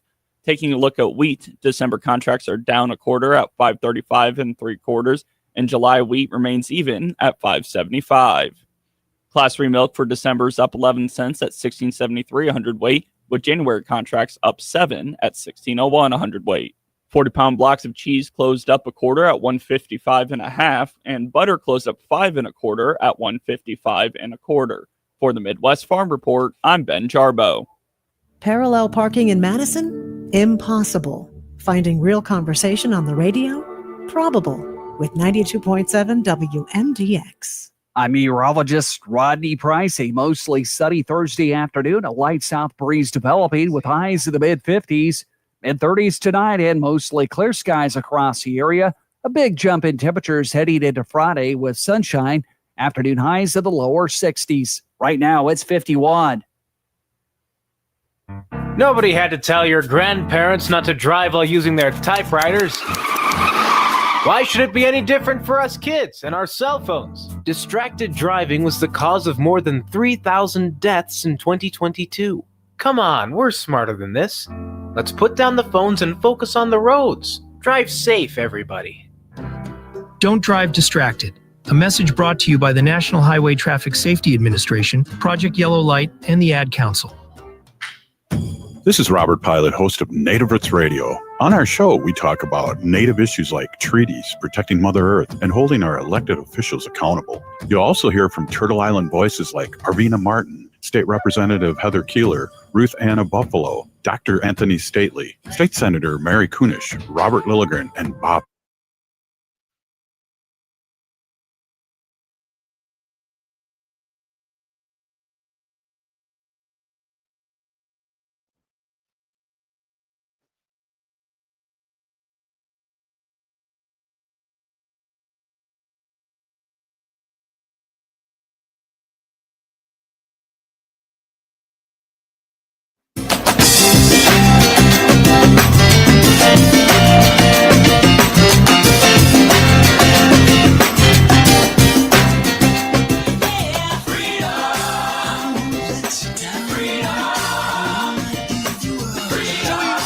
Wherever it may lead and having fun doing it. Welcome back to the Todd Allbaugh Show on the Civic Media Radio Network. It is now 35 minutes past the hour of 3 o'clock. Glad to have you along on this Thursday, November 13th, 2025.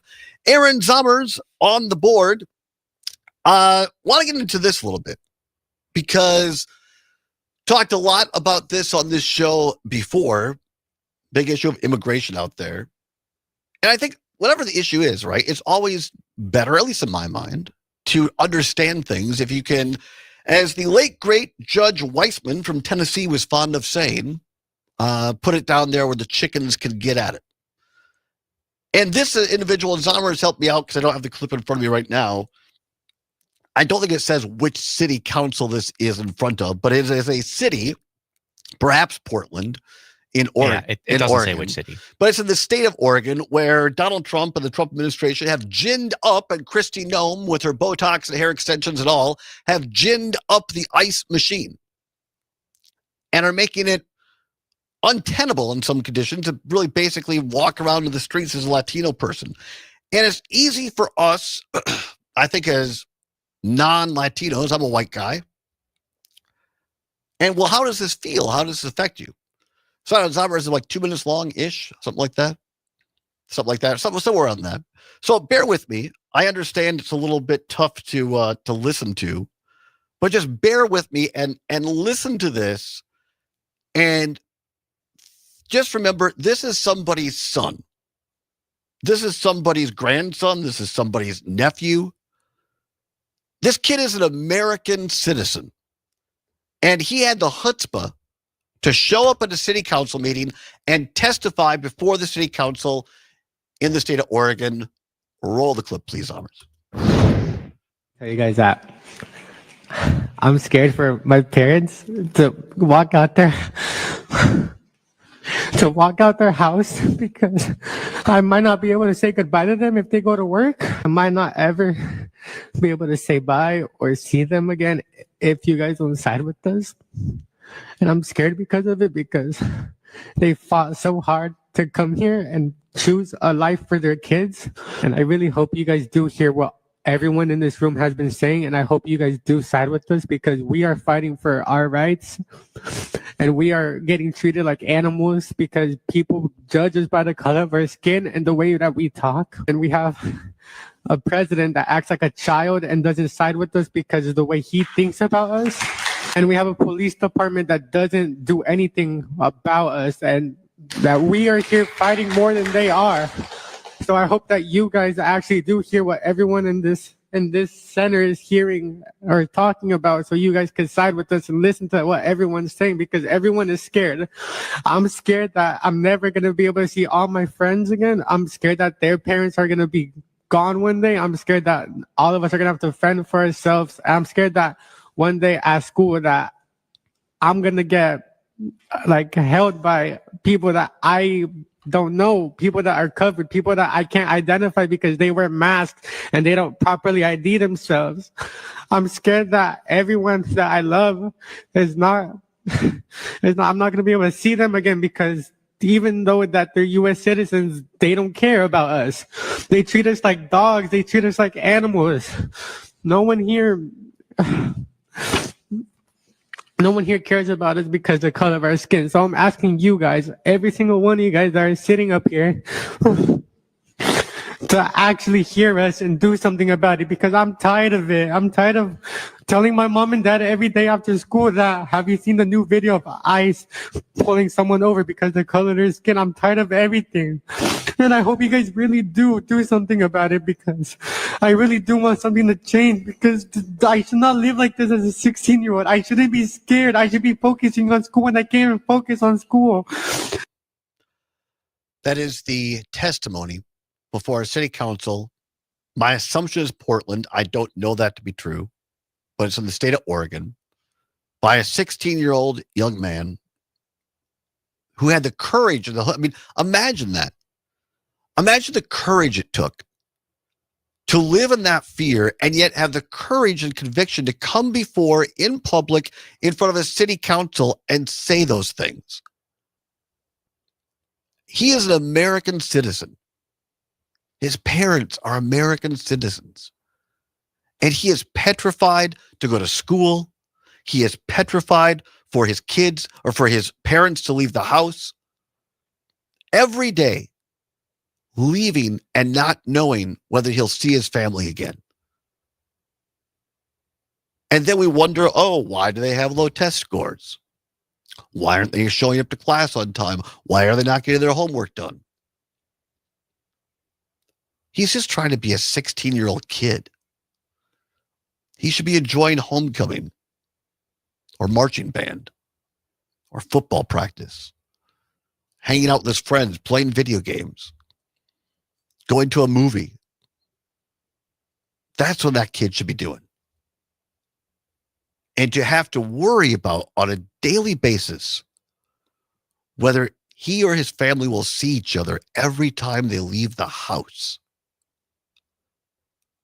That to me, and Zamras, I'll let you weigh in a second, that to me is the most poignant testimony I have heard yet on the ramifications of what the Trump administration is doing to this country. It's fear. It's creating fear. Fear to go about our daily lives. Fear to speak out. Fear to be honest. Fear to tell the truth. Fear of just being who we are. Whether that's Latino, a person who's Latino, a person who's Black, a person who's gay, a person who's trans, a person who's white, a person who's straight, a person who's married, a person who's single. What a great guy I went out with for a while. He taught me that. You can learn something for everybody if you just listen. Because I used to say, and I still do probably, still say things like, we have a bunch of Latino people here, or, the gay community here, or what. And he taught me, he said, Todd, we're all people first. I thought that was so cool. Like, that's a small thing we can do, but it's how we contextualize how we think and how we speak. And if you lead with a person who happens to be Latino, a person who happens to be Black, a person who happens to be gay, we're all just people, right? And this administration, more than any in my lifetime, certainly, has brought this fear. And that young man had the courage, even within that fear, to step forward and speak out on behalf of himself and his parents. Zamers? Yeah, I think he is very brave, very proud of what he did. And I think you nailed it there too. And I think what we need to remember in order to use this powerful emotion that I think anybody who heard that must be feeling, is that the people who we elected need to hear these stories. Yeah. We can't let the people who side with Donald Trump and just do his bidding and then try and hide from their constituents. We can't allow them to hide. They need to know what's really happening. See the videos of people being taken over. See the videos of people like this young man sharing their story, their everyday experience, and know that, not all of our elected officials, but for some of them, that their actions are causing this. Yeah. And it's not just this kid. It's a lot of people. Well said. And I hope that if you heard that testimonies today by this kid we just played. And you can go to the podcast or Facebook or YouTube and watch and listen to it again. I mean, you listen to the fear in his voice. And that is amplified times thousands, if not hundreds of thousands of people across this country who are American citizens and who are living in that fear. And that's part, in my opinion, of what the Trump administration wants to do, make us afraid to speak out. I'm just a big believer, and this is something I owe my mom, quite frankly. Mom taught me as a kid, even though I had a speech impediment, to say the truth. And she said, as long as you know that what you're saying is true and right, don't ever be afraid to stand up and say that. And it seems so simple, right? And foundational. But it's one of those things that I remember being taught as a kid by my mom, which has stayed with me and which has been a foundational tenet of this program for what will be 3 years tomorrow. It's not magical. I don't have any great insight into broadcasting or marketing or communication. But at least, not in all things. Like cleaning my room as a kid. Maybe that now is part of ADHD looking back. But it was one of those things I had the sense at least to listen to my mom and have carried that with me throughout my life. Haven't necessarily always lived up to it, but that one thing I've been pretty good at. Simply just telling the truth and saying it as long as you know that it's factual. And this kid that we just played, obviously he has similar parents who said, speak up, be heard.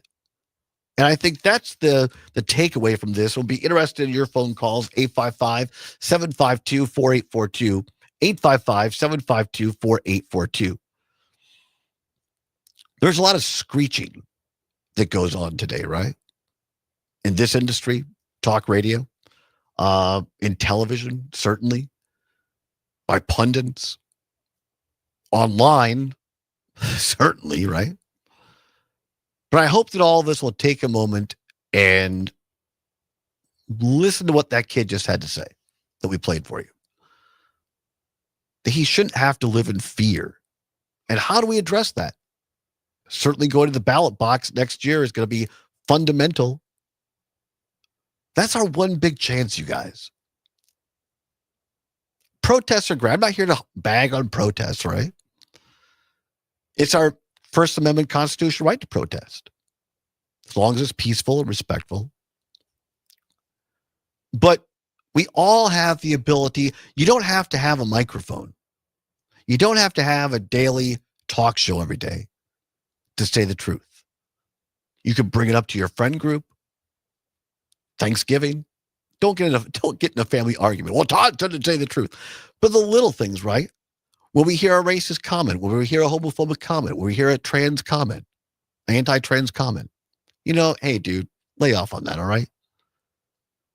I'm a big believer that we make a powerful difference individually. I have the great blessing of having a microphone in front of me every day. But each of us can make a bigger difference if we just talk the truth to the people around us. And I admire that kid so much and applaud him for having the courage and the chutzpah to stand up in front of his city council and simply say the truth. And I think he'll make a difference. And if all of us do the same thing in our own communities all across Wisconsin, we'll continue to make a difference.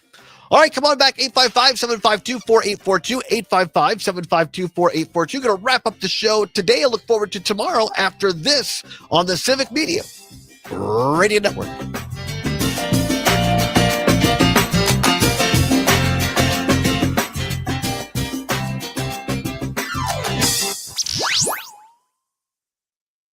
What's happening in your community right to your phone through the Civic Media app. Select WMDX in the app and news comes to you. Real news and great conversation.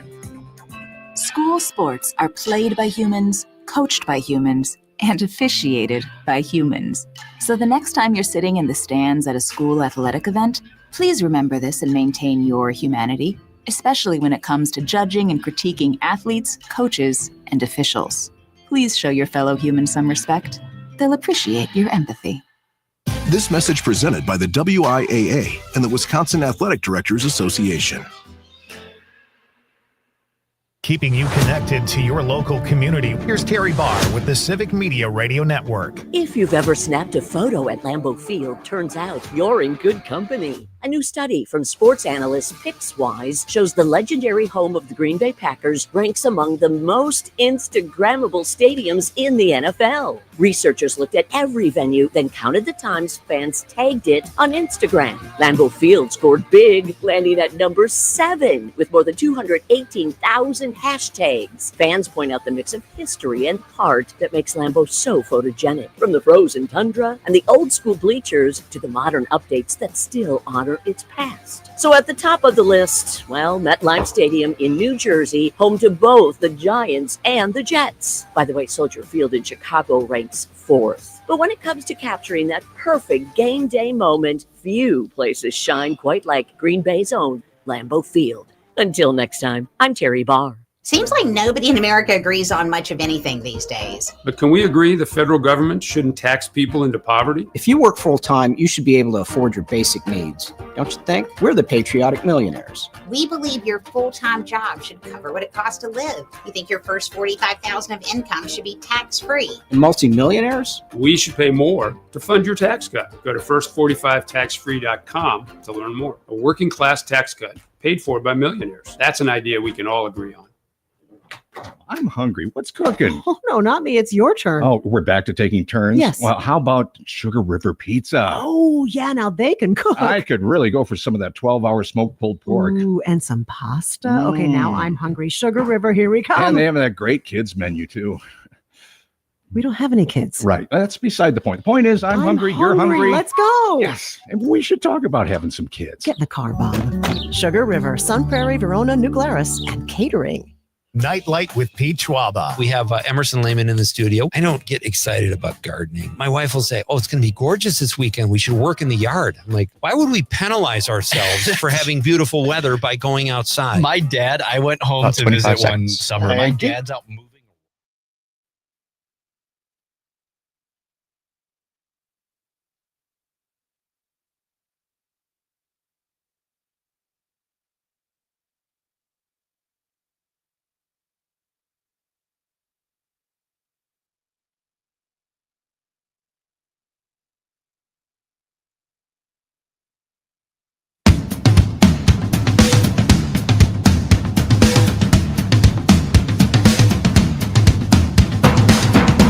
Welcome back to the Allbaugh Show on the Civic Media Radio Network, where the time now is 8 minutes before the hour of 4 o'clock. At the top of the hour, ABC or CBS News, depending upon which of our great stations you're listening to across the state of Wisconsin.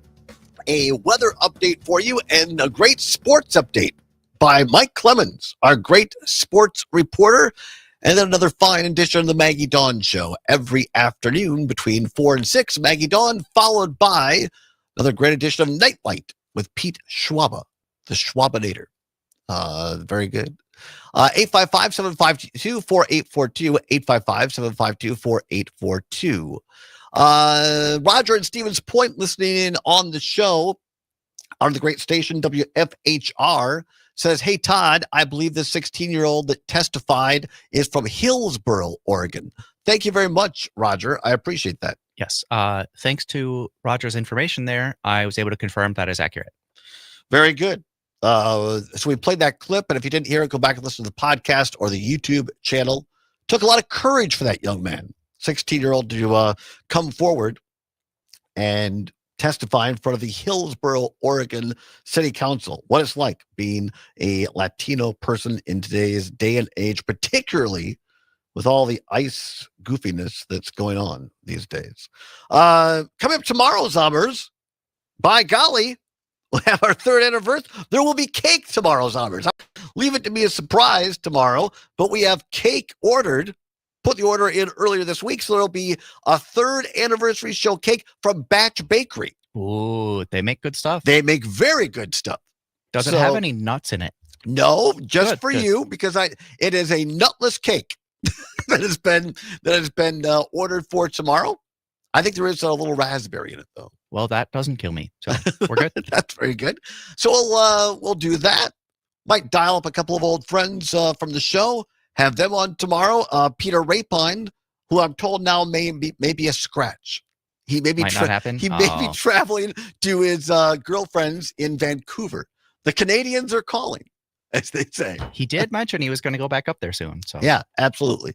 But be with us tomorrow. It's a big 3rd anniversary Lollapalooza like none other. You will not want to miss it. All kinds of great happenings and maybe a few surprises tomorrow as well.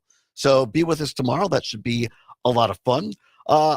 Also, what else we got going on? Here, a little sports update. I forgot this earlier. Badger football team, of course, traveling to Indiana. Coach Signetti and the Indiana Hoosiers down there in Indiana. I'm not giving any sports betting information, but I'll be shocked if the Badgers can keep it within 30. I hope I'm terribly wrong. Yeah, same here. So we'll find out Monday whether I was terribly wrong or not. But Indiana is hosting the Wisconsin Badgers 9 a.m. for the pregame show broadcast on the Civic Media Radio Network with a kickoff, I believe, for around 11 o'clock local time here in Wisconsin. You can hear it, Badger football, on our great stations, WFHR in Wisconsin Rapids, WLAK in Amory, also WRCE in Richland Center, WRPN in Ripon, Wisconsin, home of Ripon Good Cookies. Well, it used to be. And WJMS out of Ironwood, Michigan. That's right. Wisconsin Badger Sports is now in Ironwood, Michigan. How about taking that? over little by little. Little poco a poco, as they say. Poco a poco. So we'll kick around Jane Matt. Now, I love the fact that Jane says that's her phrase, so I got to give her. I believe she has it patented. Kick around. So we'll kick around Wisconsin, literally and figuratively. Maybe I'll bring a football in for the 3rd anniversary show. We'll kick that around Wisconsin at Indiana. Maybe we'll see if Brandon Ewing could join us tomorrow. That would be a lot. That would be a lot of fun. If he's hearing this for the first time, I expect a text later on tonight, Brandon. We'll see. So that's coming up this weekend. There'll be a great game, and then Badger basketball, I believe, is in action next week. So Badger hockey, men's hockey is going on. And that is tomorrow night, Friday the 14th, Ohio State here in Wisconsin at the Kohl Center, 6:30 for a broadcast time. That is on WFHR in Wisconsin Rapids and WJMS in Ironwood, Michigan. Badger hockey team, women's team rated number 1 right now in the country. And men, I think we're 10th, something like that. They're having a great season. Not bad. And there's a great article. Now I won't be able to find it. There is a great article today on Mark Johnson, the coach for Badger women's hockey, and nobody does it better than Mark Johnson. I believe 8 national championships now for this guy. I mean, absolutely incredible. And in this article I read today, which I can't bring up right now for some reason, he was saying that he's at the point in his life where it's not so much about continuing to win. He's really passionate about mentoring people and helping people, which I thought was extraordinary. I mean, that's who you want leading the team. It's exactly who you want leading the team. And so maybe we'll talk a little bit more about Mark Johnson tomorrow. Here it is right here, as a matter of fact. Of course, now we're almost out of time, as it turns out. But it's at uwbadgers.com. I would encourage you to check it out. I believe it's a free article. It says Mark Johnson still enjoying the legendary ride. And Coach Johnson discloses in here that his wife about a year ago was diagnosed with Parkinson's disease. And his first thought was, well, I'm going to retire and take care of her. But they've got medical help, and now she's doing great, or at least relatively so. And so he said, I just want to keep doing this as long as I can, mentoring other people and making a difference. Well said, Coach Mark Johnson, and don't we all? Zobbers, many thanks to you, my friend. Great job today on the board. Many thanks to all of our callers out there as well. Be here tomorrow Folks, not going to want to miss it. Our 3rd anniversary show. We are going to celebrate like it's 1999. I actually remember 1999. Unlike me. Unlike Summers. It'll be a great show tomorrow. Please be here. Not going to want to miss it. Until tomorrow, this is Todd. Remember, folks, whatever you're fighting for, whatever you believe in, do not give up. Keep banging your drum. See you tomorrow. Maggie Dawn is next. Banging on your drum, and they will hear you.